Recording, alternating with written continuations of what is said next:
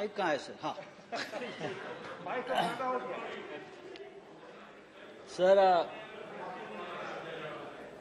Sir हम बहुत ही भयानक दौर से आजकल गुजर रहे हैं। जैसे मनोज झा ने कहा,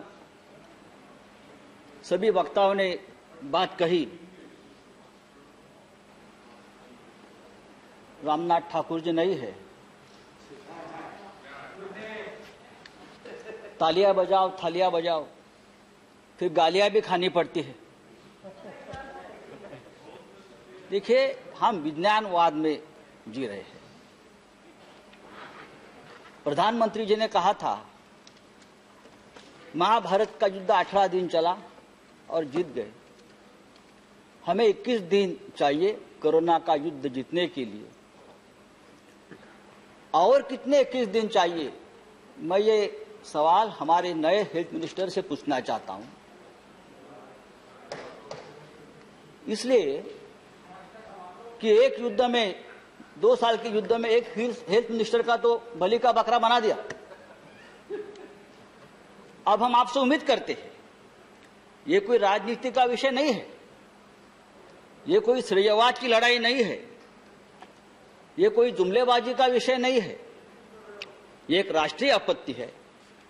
और हम सब लोग, चाहे देश हो, चाहे राज्य हो, चाहे गांव हो, हम सब इस राष्ट्रीय आपत्ति से अपने अपने स्तर पर लड़ रहे हैं। हम सभी ने यहां जो बैठे, हम सभी ने इस काल में किसी ने किसी को, नजदीक व्यक्ति को खोया है, चाहे परिवार में हो, चाहे मित्र हो, चाहे यहाँ के हमारे साथी हो। यहाँ राजू सातव जी, अहमद पटेल जी, महापात्रा जी, सुरेश आंगड़ी जी, वहां लोकसभा में एक्स मेंबर्स, सभी को हमने खोया है। और तकलीफ है, राजू सातव तो 2 दिन पहले हमसे बात कर रहे थे हॉस्पिटल से, वीडियो कॉल पे 2 दिन पहले हमसे बात की उसने। ऐसा मंजर हमने कभी नहीं देखा। स्मशान में 24 घंटे तक मृतकों की कतार लगी रही थी। एम्बुलेंस 2-2 दिन स्मशानों के बाहर एम्बुलेंस लगी रहती थी। गंगा के जहां गंगा का प्रवाह चलता है, पटना तक, बंगाल तक, वहां तक ये कोरोना के जो मृतों के शरीर तैरते तैरते वहां तक जाते थे हजारों। लेकिन कल वाराणसी में हमारे प्रधानमंत्री जी गए, वहां बहुत प्रशंसा की। वाराणसी में तो सबसे ज्यादा, देखिए क्या गंगा मैया झूठ बोल रही थी, जो अपने साथ इतने शवों को लेकर हमारे सामने आ रही थी। गंगा मैया तो झूठ नहीं बोल रही थी। जिस तरह से, जी हाँ, और जिस तरह से गंगा के किनारे, जिस तरह से गंगा के किनारे हजारों शवों को दफनाया गया जैसे भी लाकर, वो हम सबने देखा है, पूरे विश्व में देखा है। और इस शवों का अपमान, डिग्निफाइड मौत नहीं मिली उनको, अंत संस्कार नहीं हुआ। इंडियन पिनल कोड 297 जहां लिखा है कि शवों का अपमान नहीं होना चाहिए, वो गैर कानूनी है और अपराध या दंड है। लेकिन हमने हजारों शवों को इस तरह से फिर एक बार मारा है, कुचला है और अपराध किया है। ये किसकी जिम्मेदारी है? मैं किसी एक व्यक्ति को, एक सरकार को दोष नहीं देता हूं।